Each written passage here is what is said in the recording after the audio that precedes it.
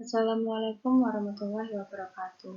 Di sini saya akan menjelaskan tentang chapter 4 yang berisi resiko audit 2. Sebelumnya, saya adalah Nandita Aprilia, NIM 252 dari kelas akuntansi 5E. Di dalam pembahasan pertama ini, kita akan membahas tentang resiko audit.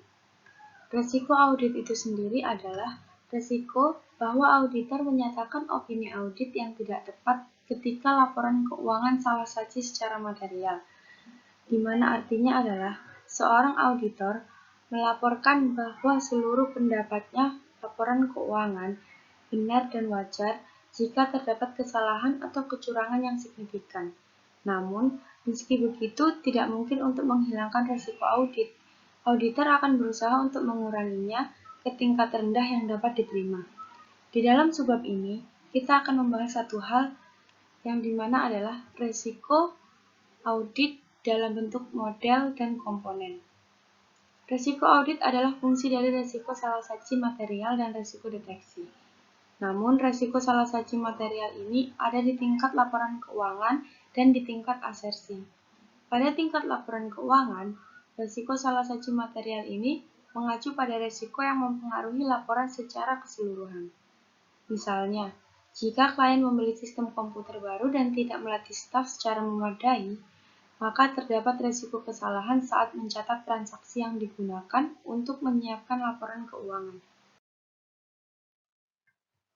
Yang kedua adalah materialitas.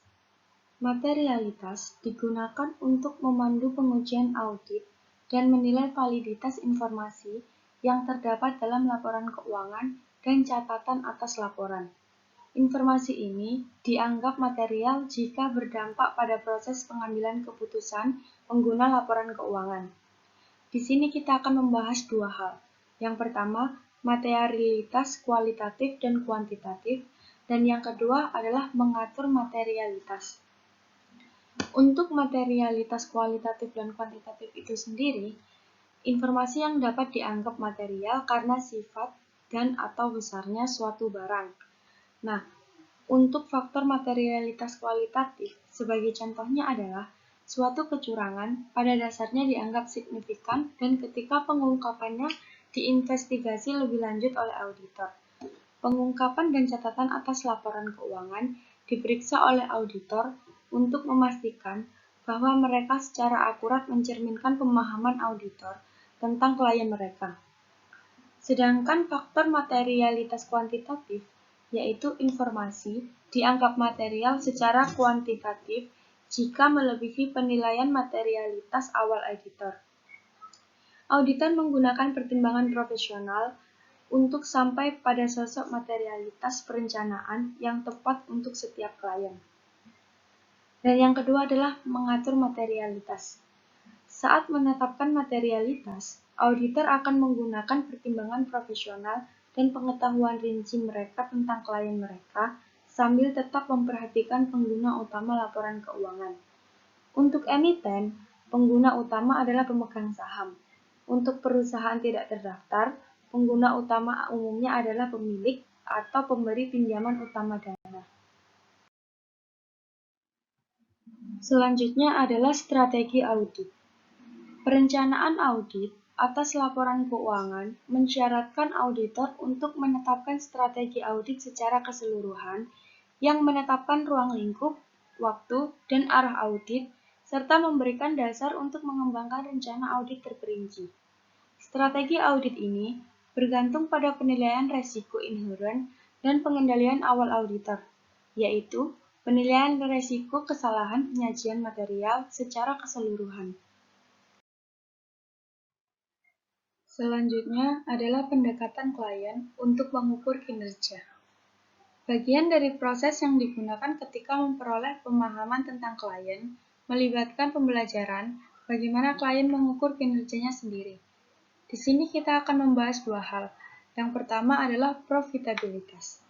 Profitabilitas ini sendiri adalah umum bagi perusahaan untuk menggunakan ukuran profitabilitas untuk menilai kinerja mereka dan staf senior mereka. Perusahaan akan melacak pendapatan dan pengeluaran mereka dari waktu ke waktu serta menilai variabilitas apapun. Dan yang kedua adalah likuiditas. Likuiditas sendiri adalah kemampuan perusahaan untuk memenuhi kebutuhan kas dalam jangka pendek dan panjang. Sangat penting bagi perusahaan untuk memiliki akses ke kas untuk membayar utangnya saat jatuh tempo. Prosedur analitis. Prosedur analitis sebagai evaluasi informasi keuangan dengan mempelajari hubungan yang masuk akal antara data keuangan dan data non-keuangan. Contohnya, jika auditor mengetahui bahwa klien mereka telah meminjam sejumlah besar uang pada tahun keuangan sebelumnya, pengurangan rasio hutang klien terhadap ekuitas akan menjadi tidak biasa dan akan menjamin penyelidikan lebih lanjut. Di sini kita akan membahas 4 hal. Yang pertama perbandingan, yang kedua analisis tren, yang ketiga analisis ukuran umum, dan yang terakhir adalah analisis rasio. Untuk perbandingan sendiri adalah perbandingan sederhana dibuat antara saldo akun untuk tahun berjalan dan tahun sebelumnya, serta tahun berjalan dan anggaran. Ketika membandingkan saldo akun dari satu tahun ke tahun berikutnya, perubahan signifikan dapat dilacak dan diselidiki lebih lanjut oleh auditor. Kedua, analisis tren. Analisis tren atau analisis horizontal melibatkan perbandingan saldo akun dari waktu ke waktu. Ini dilakukan dengan pemilihan tahun dasar dan tahun kemudian menyajikan kembali semua akun di tahun-tahun berikutnya sebagai persentase dari tahun dasar tersebut. Selanjutnya adalah analisis ukuran umum, yang dimana biasa disebut analisis vertikal yang melibatkan perbandingan saldo akun dengan satu item baris. Dalam neraca, item baris yang digunakan umumnya adalah total aset. Dan yang terakhir adalah analisis rasio. Analisis rasio dilakukan oleh auditor untuk menilai hubungan antara berbagai saldo akun laporan keuangan. Di sini ada beberapa rasio. Yang pertama adalah rasio profitabilitas, yang mencerminkan kemampuan perusahaan untuk menghasilkan pendapatan. Yang kedua, rasio likuiditas, yang mencerminkan kemampuan perusahaan untuk memenuhi kewajiban hutangnya. Dan yang ketiga adalah rasio solvabilitas, yang digunakan untuk menilai kelangsungan hidup perusahaan dalam jangka panjang. Subbab selanjutnya adalah prosedur analitik lainnya. Ada prosedur analitik lain yang lebih canggih yang digunakan oleh beberapa perusahaan. Program komputer digunakan di beberapa firma audit untuk melakukan analisis rinci data klien, seperti informasi yang terdapat dalam buku besar dan jurnal mereka. Program-program ini dapat digunakan untuk melakukan analisis yang diuraikan di atas, serta mencari transaksi yang tidak biasa, termasuk yang terjadi pada waktu ganjil, untuk jumlah yang tidak biasa atau dalam akun yang tidak biasa. Selanjutnya adalah faktor pertimbangan saat melakukan prosedur analitik. Ada sejumlah faktor yang perlu dipertimbangkan saat melakukan prosedur analitik. Yang pertama adalah keandalan data klien. Jika auditor yakin bahwa terdapat resiko signifikan bahwa catatan klien tidak dapat diandalkan, misalnya pengendalian internal yang buruk, maka catatan klien cenderung tidak bergantung pada prosedur analitis. Sekian presentasi yang dapat saya sampaikan, kurang lebihnya saya mohon maaf. Wassalamualaikum warahmatullahi wabarakatuh.